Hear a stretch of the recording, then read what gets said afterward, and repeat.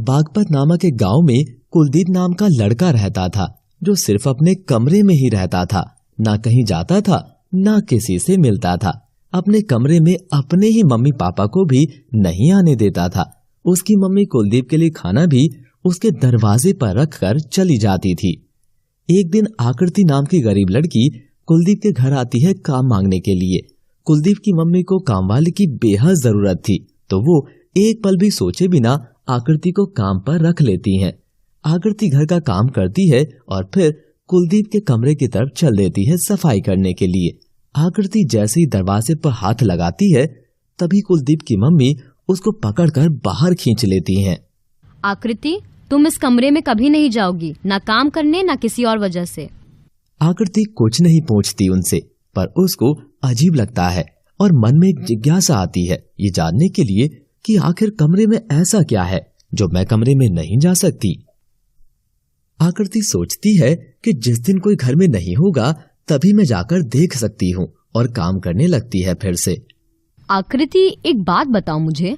जी aunty जी, पूछिए। तुम्हें देखकर लगता है कि पढ़ी लिखी हो तुम, फिर ये काम क्यों? आंटी जी, मैंने बीए किया है। उसके बाद मेरे पापा की मौत हो गई और मम्मी सदमे में चली गई, तो घर चलाने के लिए मैंने कोई नौकरी करने की सोची, पर मुझे किसी ने काम नहीं दिया। फिर मैंने सुना कि आपके यहाँ कोई काम करने वाली चाहिए, तो बस मैं यहाँ आ गई। ये सब सुनकर कुलदीप की मम्मी को थोड़ी दया आती है और वो बोलती है, ठीक है बेटा, पर कभी भी तुमको कोई जरूरत हो तो मुझे बता सकती हो तुम। एक दिन कुलदीप का कमरा थोड़ा सा खुला हुआ होता है। आकृति झाड़ू लगा रही होती है, तो खुले दरवाजे को देखकर आकृति उसमें झांकने की कोशिश करती है। वो देखती है कि कमरे में बहुत अंधेरा होता है और बस एक इंसान की परछाई दिखाई दे रही है। आखिर ये अजीब सा इंसान कौन है जो न कभी कमरे से बाहर आता है न कहीं जाता है?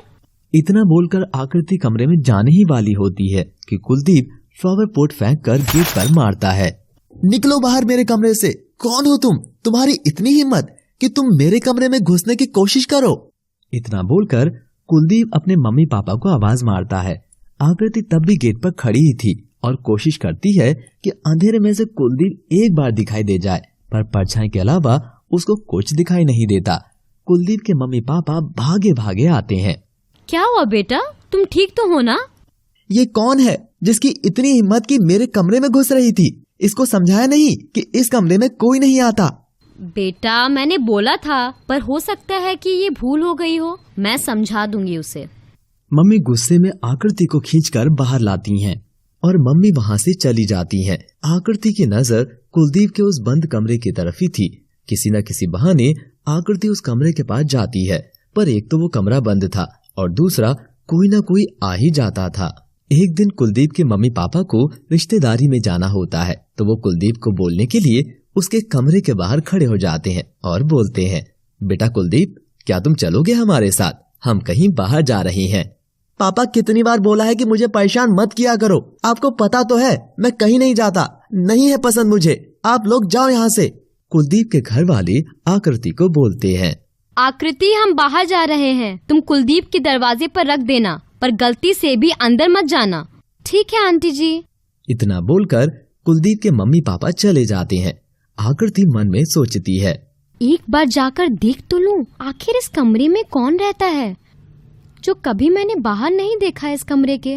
इतना बोलकर आकृति कुलदीप के कमरे की तरफ चल देती है। उसको बहुत डर भी लग रहा होता है, पर मन में चल रहे सवालों के आगे डर को भूल जाती है और वो कमरे का दरवाजा खोलती है और अंदर जाकर देखती है कि